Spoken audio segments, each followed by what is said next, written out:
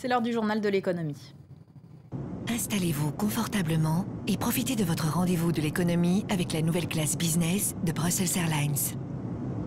Et ce journal vous est présenté par Karina Chabour. Bonjour Karina. Bonjour Hélène. On commence avec la nouvelle riposte de Pékin dans la bataille commerciale qui l'oppose à l'Europe. Oui, la Chine vient de lancer une procédure anti-dumping contre des chimistes européens. Au début du mois, souvenez-vous, c'était la Commission qui s'en prenait aux panneaux solaires chinois et aux télécoms chinois, deux secteurs que Bruxelles entend lourdement taxer pour protéger ses industriels.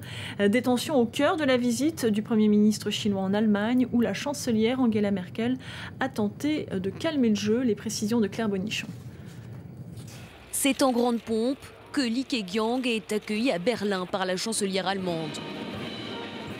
Au cœur des discussions notamment, le contentieux entre l'Union européenne et la Chine sur les panneaux solaires. Et Angela Merkel l'a réaffirmé, elle souhaite une solution politique avec son troisième partenaire économique.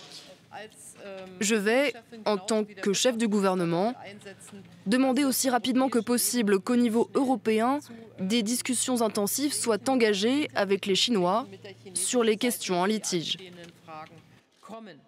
Face à l'invasion des panneaux solaires chinois qui représentent plus de 80% du marché européen, la Commission européenne a en effet proposé début mai de taxer leurs importations d'environ 47%. Pékin dénonce un retour au protectionnisme et menace l'Europe de représailles. Nous ne sommes pas d'accord avec cette décision et nous la rejetons. Cela menacerait des emplois en Chine et frapperait les branches concernées.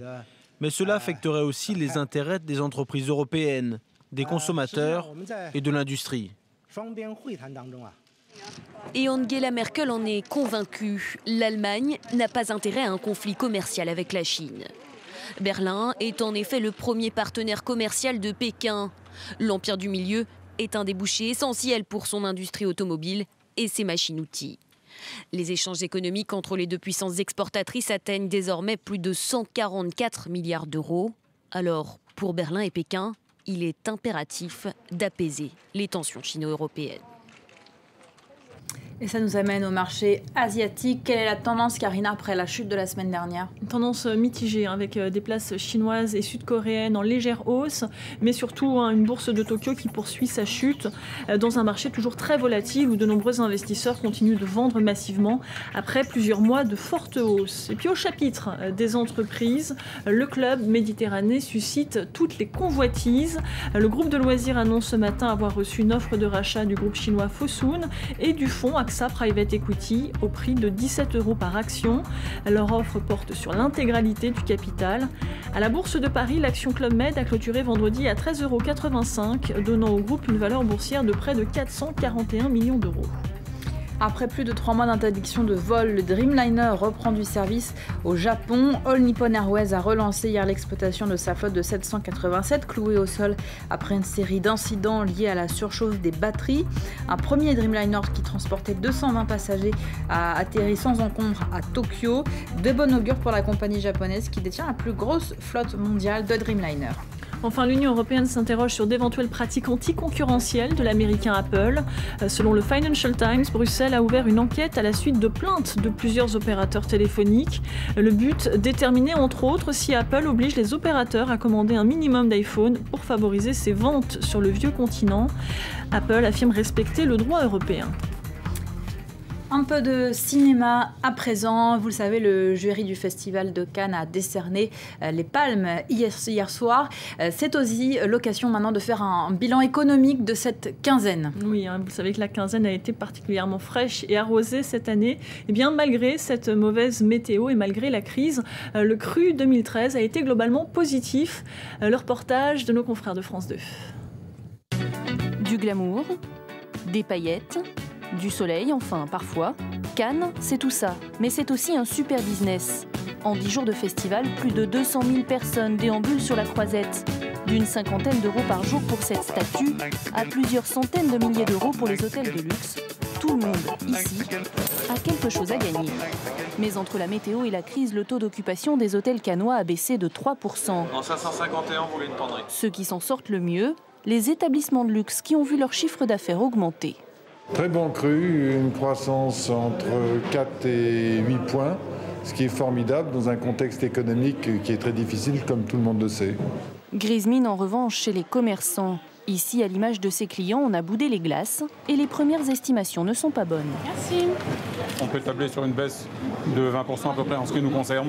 5 montées de marge sous la pluie à l'ouverture du festival, on n'a jamais connu à Cannes, enfin, où j'ai pas souvenir, et surtout la température.